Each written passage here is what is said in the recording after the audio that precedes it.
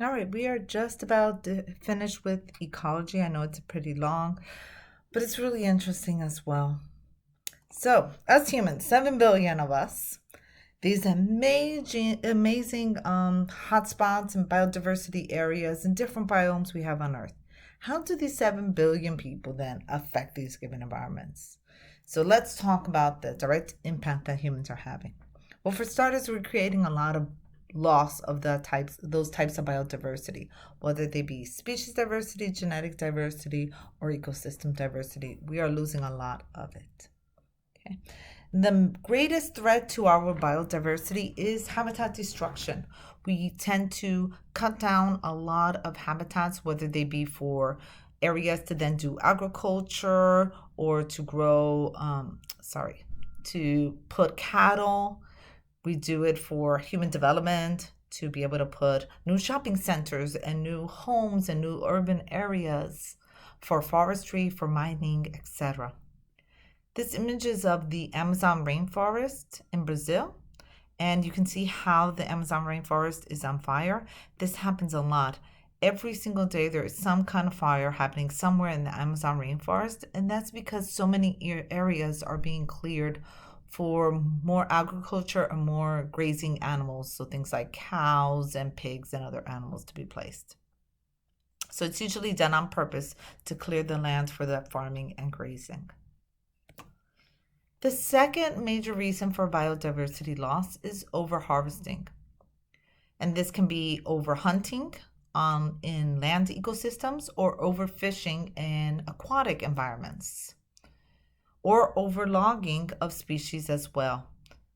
And this is when we do this faster than they can reproduce. So if we're fishing and removing species of fish faster than they have a chance to reproduce to make up for the amount we're hauling out, we're going to end up with low numbers of different species of fish, especially those we tend to eat the most of.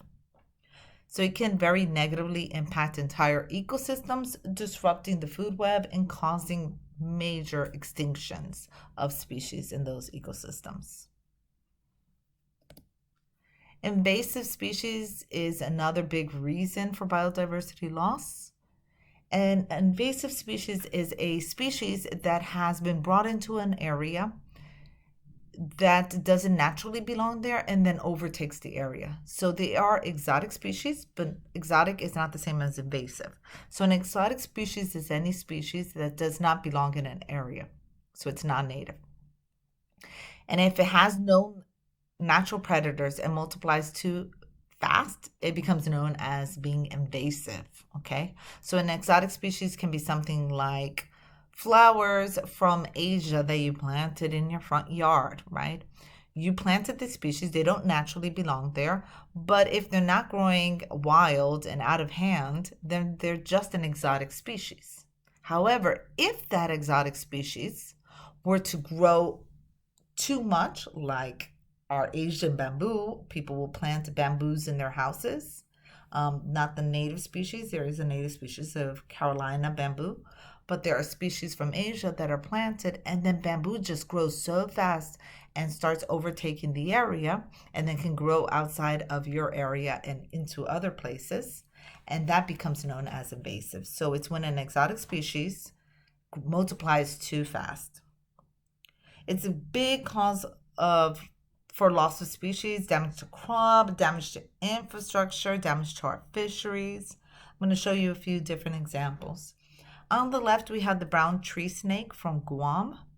It has caused extinction of many birds and amphibian species. So Guam is an island in the Pacific, and it didn't have this type of brown tree snake, right? So it has a lot of native types of rodents and amphibians, so frogs and toads and other stuff that live there naturally.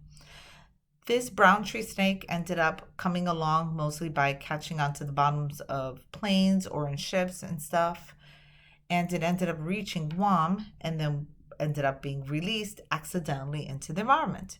Now it is a major cause for the loss of many different types of species because these species don't know, they haven't developed any way to normally fight against the brown tree snake. And so they don't have defenses for it, and it has caused mass extinctions.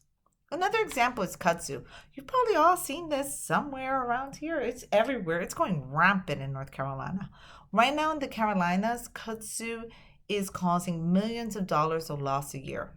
Here in Southeast US, there is approximately $100 million of loss every year due to kudzu alone.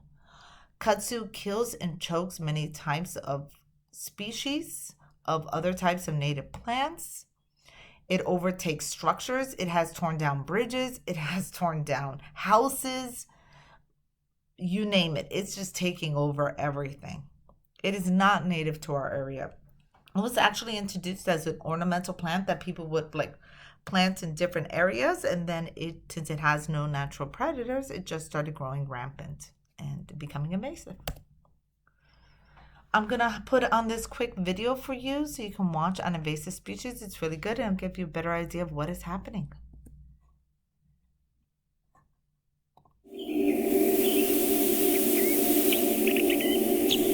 Rapidly growing, consuming, adapting, they conquer,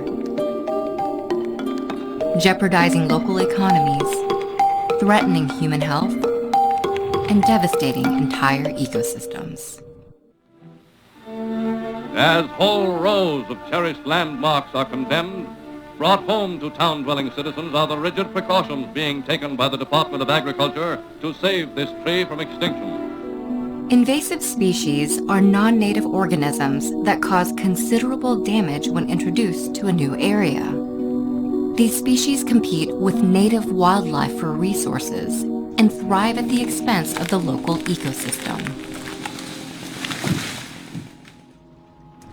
The introduction of invasive species is often associated with human activity.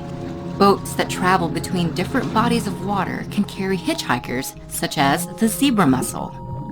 One of the most notorious invasive species in the United States, these rapidly reproducing mussels clog pipes and overtake beaches in the Great Lakes. Some invasive species, however, are introduced intentionally. In the early 20th century, cane toads were brought to Australia as a form of pest control. Today, these poisonous amphibians number in the millions and have caused a decline in native predators on the island. It's not just animals. Bacteria, fungi, and plants can also become invasive. Brought to South Africa in the 19th century, the black wattle is an invasive tree often used for timber and firewood. This beautiful tree and other thirsty invasives are depleting the country's already record-low water supply. Because of their impact on human health, ecosystems, and infrastructure, invasive species cost the global economy over $1 trillion each year. Many measures can be taken to help limit the spread of invasive species, but the most effective method is prevention.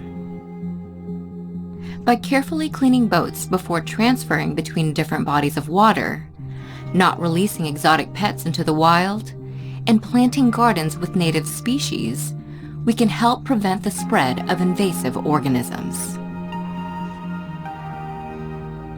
Every living thing has evolved to play a specialized role within their ecosystem. In the ultimate balancing act, even one invasive species can drastically tilt the scales. If we stay mindful of our role in the spread of these organisms, we can prevent invasions before it is too late.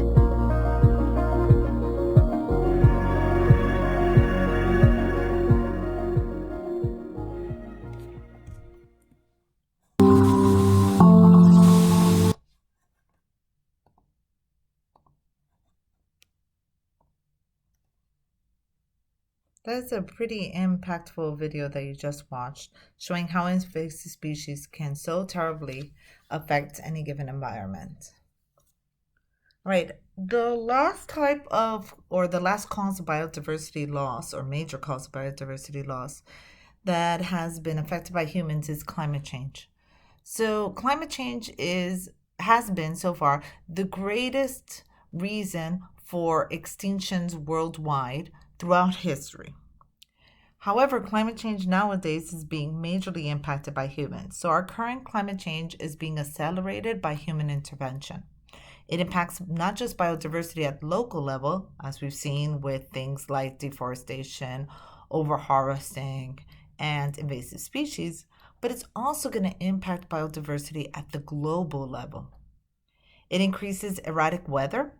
So we have more floods, more extreme temperatures, more erosion, more earthquakes, more drought, more flooding, more hurricanes, more tornadoes, etc.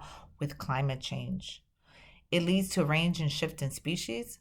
So species like butterflies that might live in a given area might start moving their latitudes to better adapt to the given environment. And so we start losing a lot of those species in certain areas. We see this with bee populations. Right now we have major loss of bee populations on Earth, and they're shifting from where they are. And this is a big problem for agriculture.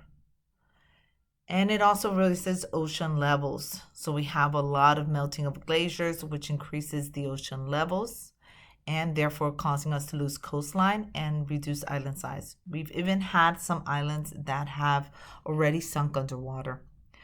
Kiribati is a good example. It is a remote Pacific nation made up of about 33 islands, and it is highly threatened by the rising sea.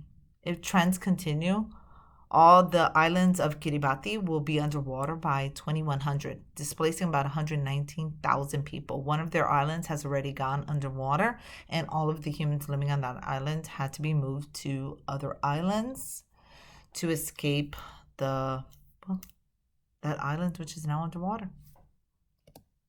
All right, let's watch this really great video by Bill Nye on the causes of on climate change. Feels like a buzzword, but it is far from it. Climate change is a real and serious issue. But isn't the climate always changing? What exactly is climate change, and why should we care? Well, the Earth's climate has changed throughout history. Most of these slight changes are caused by small variations in the Earth's orbit. But climate change as we know it today is characterized by an abrupt increase in the Earth's temperature. It is estimated to have gotten 1.2 to 1.4 degrees Fahrenheit warmer in just the last century. 10 out of the last 13 years were the warmest on record. 97% of climate scientists agree that this new tendency is not caused by the variations of the Earth's orbit, but rather very likely caused by human activities. That means you and me. And since the Industrial Revolution, we have come a long way. Humans built airplanes, faster cars, developed remarkable technology, and learned how the natural resources around us can be used for our benefit. Although this has led to many wonderful inventions and advancements, like the device you're using to watch this video, or the ability to take a plane halfway around the world, it also means we've increased our consumption of natural resources and in turn released a lot of greenhouse gases into the atmosphere. Now, greenhouse gases occur naturally, but in excess can be dangerous to our planet. Modern human activities have increased the release of non-naturally occurring greenhouse gases because we have stepped up our demand for burning fossil fuels. The composition of greenhouse gases traps heat radiated from the sun. The more heat they trap, the warmer our planet gets. And as our planet gets warmer, we begin to feel the effects. One of climate change's biggest victims is our oceans. Oceans regulate the Earth's temperature and provide 50% of the Earth's oxygen. Now, climate change has increased the global temperature of the oceans by more than 0.3 degrees Fahrenheit since 1969. Although a warmer ocean might seem inviting to a beachgoer, it actually has devastating consequences for supporting life at sea. One of those consequences is ocean acidification, a direct effect of increased dissolved CO2. Since the late 18th century, ocean surface acidification has increased by 30%. A higher acid content means calcifying species, like oysters and clams and shallow water corals, are at risk, putting the entire ocean food web at risk.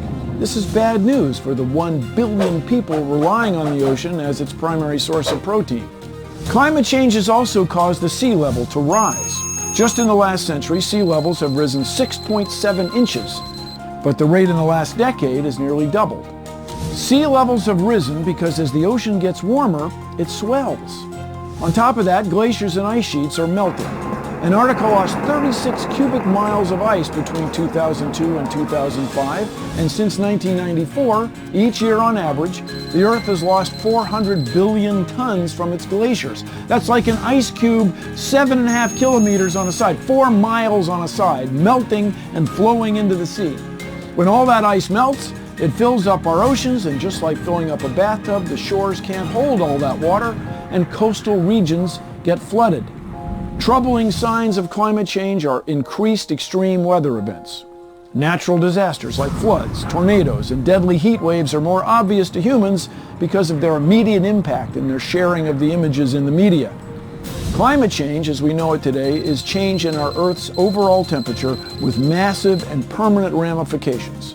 Although its consequences can be planet-threatening, scientists still believe there are things we can do on a personal level to help. Recycle and reuse things. Walk or use public transportation to get to work. Turn off your electronics when you're not using them. Eat less meat.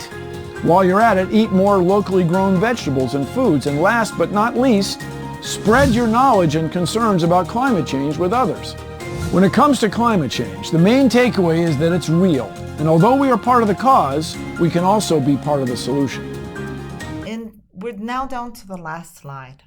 And this is extinction rates. So climate change, invasive species, all of these impacts to biodiversity is causing a lot of extinctions. We are actually have now entered what is called the 6th mass extinction. So for the entire history of Earth, there have been a total of 5 mass extinctions that have occurred.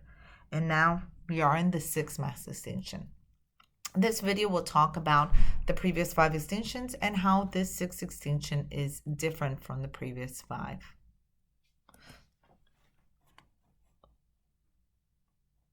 Percent of the animal species that have ever lived are now extinct, and sometimes an event occurs causing changes so drastic that most species are completely wiped out within a short period of time. So here are the 5 most incredible mass extinctions ever to occur, and a look at whether the 6th might be happening right now. 440 million years ago was the Ordovician extinction. At that time, most creatures swam or crawled in shallow seas. As newly created volcanic rock was worn down by water and wind, it reacted with carbon dioxide and absorbed it. As a result, carbon dioxide levels dropped, temperatures fell, and water got locked away as ice. This caused ocean levels to drop and shallow seas to drain, and after several cycles of growing and shrinking glaciers, about 86% of species were lost forever. Then, over millions of years, the oceans slowly repopulated with fish, and the land was colonized by early plants. These plants were then eaten by the first crawling and flying insects. Then, 374 million years ago, these new plants contributed to the next mass extinction. The plants absorbed enough carbon dioxide to create another round of global cooling. They changed soil, causing nutrients to wash into the ocean, creating enormous amounts of algae which sucked up oxygen. More than half of the ocean species essentially choked to death, although somewhere in the world, a small family of fish with foot-like fins and lungs managed to scrape by. Over the next 100 million years, these creatures would evolve into amphibians, reptiles, and nearly all modern land animals. 250 million years ago is the Permian extinction, the single worst mass extinction in history. 70% of life on land and over 95% of life in the oceans was wiped out. Billions of tons of volcanic gases destroyed the ozone layer, and the average ocean temperature hit 40 degrees Celsius, which is hotter than most hot tubs. Acid rain fell all over the planet, devastating life on land. Life had only 50 million years to recover until the 4th mass extinction came. At this time, early small dinosaurs roamed the land. A huge volcanic rift opened in the middle of the planet, eventually splitting the Americas from Europe and Africa and forming the Atlantic Ocean. The volcano spewed out carbon dioxide, increasing temperatures and killing about 80% of the species around at that time. Yet in this newly emptied world, dinosaurs did extremely well, and during the next 135 million years, they grew to become some of the largest land animals the world has ever seen. But all good things must come to an end. Many scientists believe that the extinction of dinosaurs was caused by an asteroid the size of a small town crashing into what is now Mexico's Yucatan Peninsula. The impact shot millions of tons of dust into the atmosphere, blocking out sunlight and spelling an end to all large dinosaurs. The small ones that survived evolved into birds. The world was now primed for a small, scuffling rat-like creature, the ancestor of all modern mammals. Within 50 million years, its descendants, from wildebeests and whales to horses and us humans, have diversified and grown to dominate nearly every available environment on Earth. So where does that leave us now, 65 million years later? Well, human dominance of Earth has led to big changes too, except the changes of today are happening over decades, not millennia. Carbon dioxide levels implicated in so many of the past extinctions have climbed at least 25% in just the last 50 years, almost no time in geological terms. In addition to climate change, we've exterminated hundreds of species by hunting, fishing, habitat destruction, and pollution. It's been estimated that the current species extinction rates are between 100 and 1,000 times higher than the natural background rate, and that if all the species that are currently threatened by declining populations actually do go extinct, we may reach the level of a true mass extinction in just a few hundred years. And while all the mass extinctions of the past have had some survivors, it's worth remembering that the creatures at the top of the food chain are usually hit the hardest. We may just be setting the stage for history to repeat itself and for some small, unexpected organism to replace us as the planet's dominant form of life. Curious about the coolest animals that existed during these mass extinctions? Check out our new video. All right, that was it. We are done with ecology, and this is the information contained within ecology. Please make sure to review these videos and the information before your exam. Have a great day, everyone.